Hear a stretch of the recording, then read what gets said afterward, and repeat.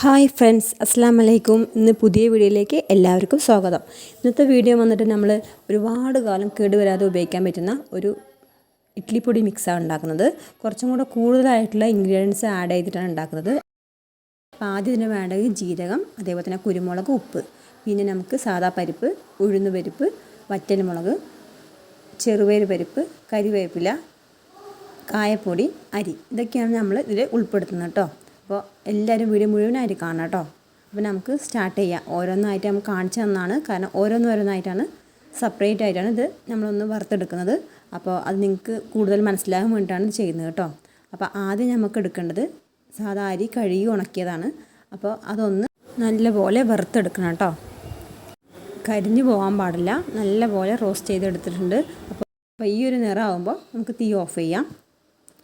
അടുത്ത് നമ്മൾ എടുക്കുന്നത് ചെറുപയർ പരിപ്പാണ്. അത് നമ്മൾ ജസ്റ്റ് അപ്പം തന്നെ കഴുകി എടുത്തിട്ട് ഇതിലേക്ക് ഉണക്കാടുക ചെയ്യുന്നത്. അപ്പോൾ നല്ല ഒന്ന് ഡ്രൈ ആക്കിയ ശേഷം ഇതുപോലെയൊക്കെ ആയിക്കഴിഞ്ഞാൽ നമുക്ക് തീ ഓഫ് ചെയ്യാം.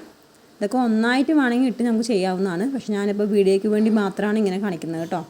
അപ്പോൾ അടുത്തത് നമ്മൾ ഉഴുന്നെടുക്കുന്നത്. ഉഴുന്നും അതേപോലെ തന്നെ നല്ലപോലെ കഴുകി എടുത്തിട്ട് അത് ഇതിലേക്ക് ഇട്ട് കൊടുത്ത് നല്ലൊരു കളർ ചേഞ്ച് വന്നു കഴിഞ്ഞാൽ അതും നമുക്ക് മാറ്റി വെക്കാവുന്നതാണ്. കളർ മാറുന്ന അനുസരിച്ച് നമുക്ക് മനസ്സിലാവാൻ കഴിയും. ഒരുപാട് കരിയിപ്പിക്കാൻ പാടില്ല കേട്ടോ. ഈ ഒരു കളർ ആകുമ്പോഴേക്കും നമുക്ക് ഓഫ് ചെയ്യാവുന്നതാണ്. അതേപോലെ തന്നെ നമ്മൾ പരിപ്പ്, സാദാ പരിപ്പാണ്, അതും നമ്മൾ എടുത്തിട്ടുണ്ട്. അതും ചെറിയൊരു കളർ ചേഞ്ച് വന്നപ്പോൾ നമ്മൾ മാറ്റിയെടുക്കാവുന്നതാണ്. എല്ലാം നല്ലപോലെ അത്യാവശ്യം ഒന്ന് ഡ്രൈ ആക്കി എടുക്കണം, അല്ലെങ്കിൽ അത് കേട് വരും കേട്ടോ. പൊടി നമ്മൾ മിക്സിങ് കേട് വരാൻ സാധ്യത കൂടുതലാണ്. അപ്പോൾ നല്ല നനവ് പോയി അതൊരു കളർ ചേഞ്ച് വരുമ്പോൾ നമ്മൾ ഓഫ് ചെയ്യണം. അതേപോലെ തന്നെ ഇപ്പോൾ നമ്മൾ ഇട്ടിരിക്കുന്നത് കുരുമുളകും ജീരകം, അതിനൊപ്പം തന്നെ വറ്റൽമുളകും കരിവേപ്പിൻ്റെ എല്ലാം ഇട്ടിരിക്കുന്നത്. കുട്ടികൾക്ക് എരിവ് കുറയ്ക്കണം എന്നുള്ളതുകൊണ്ട് ഞാൻ കുരുമുളക് കുറച്ച് ഇട്ടിട്ടുള്ളൂ. അപ്പോൾ വറ്റൽമുളകും അതുപോലെ 2-3 എണ്ണുള്ളൂ. നിങ്ങൾക്ക് ആവശ്യാനുസരണം വേണമെങ്കിൽ നമുക്ക് ചേർക്കാവുന്നതാണ്.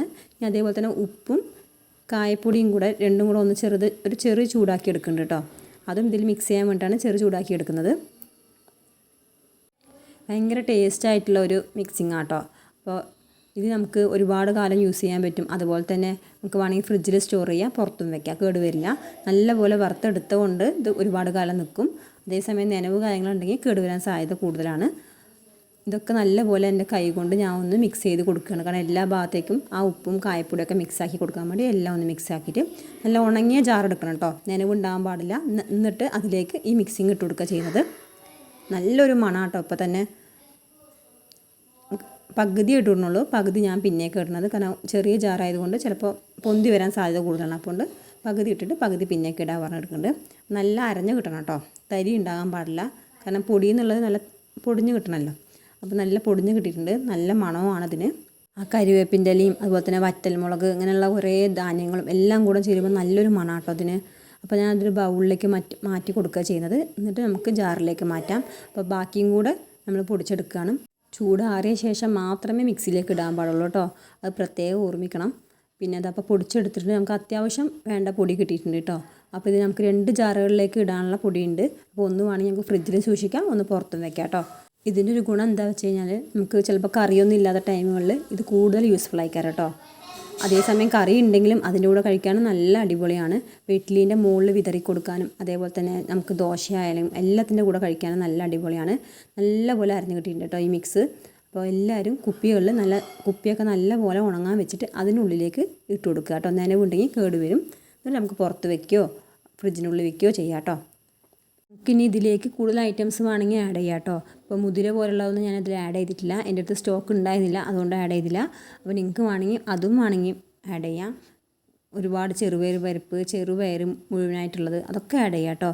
ഭയങ്കര ടേസ്റ്റ് ആയിക്കാരം കേട്ടോ. അപ്പോൾ എല്ലാവരും ട്രൈ ചെയ്ത് നോക്കുക. അപ്പോൾ ദോശയ്ക്ക് ഇപ്പോൾ കുട്ടികൾക്ക് കറി ഇല്ലെങ്കിൽ പോലും നമുക്ക് പെട്ടെന്ന് ഉണ്ടാക്കി കൊടുക്കുകയാണെങ്കിൽ ഇതിനുള്ളിലേക്ക് ആ പൊടി സ്പ്രെഡ് ചെയ്ത് കൊടുത്ത് യൂസ് ചെയ്യാൻ പറ്റും.